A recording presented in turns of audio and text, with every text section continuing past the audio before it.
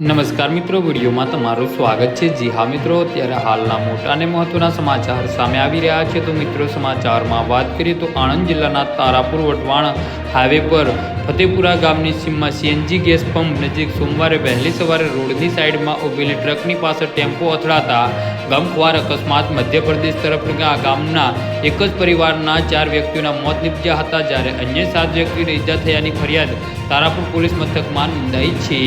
તો મધ્યપ્રદેશના શિવર જિલ્લામાં રહેતા સુનિલકુમાર રામસિંહ રાઠોડ ડ્રાઈવર અને તેની સાથે ક્લીનર તરીકે અંકિત અમરસિંહ તોમલિયાની નોકરી કરે છે। રવિવારે ટ્રક ડ્રાઈવર સુનિલકુમાર અને ક્લીનર અંકિતને લઈને ટ્રકમાં મધ્યપ્રદેશના ઠેકરી ગામેથી પશુ આહાર ભરીને ગુજરાતના ભાવનગર ખાતે ઉતારવા માટે જતા હતા, ત્યારે સોમવારે વહેલી સવારે તારાપુર ચોકડી પસાર કરી ફતેપુરા ગામની સીમમાં ગુજરાત સીએનજી ગેસ પંપ નજીક રોડની સાઈડમાં ટ્રક ઊભી રાખીને ટ્રકના ટાયરોની હવા ચેક કરી રહ્યા હતા અને બાથરૂમ માટે ગયા હતા, ત્યારે આ દરમિયાન પૂરપાટ ઝડપે આવી ચડેલો ટેમ્પો ધડાકેભેર અથડાયો હતો। અકસ્માત થતાની સાથે ટેમ્પોનો ડ્રાઈવર ભાગી છૂટ્યો હતો। અકસ્માતમાં ડ્રાઈવરની બાજુની સીટમાં બેઠેલ એક શખ્સને ગંભીર ઇજાઓ થતાં સ્થળ પર જ મોત નીપજ્યું હતું, તેમજ ટેમ્પોની પાછળની ટોલીમાં ભાગે બેઠેલ એક બહેન દીકરીનું પણ મોત નીપજ્યું હતું, જ્યારે 8 વર્ષના એક બાળકને સારવાર માટે લઈ જતા તેનું પણ મોત નીપજ્યું હતું અને અન્ય 7 લોકોને ઈજા પહોંચી હતી।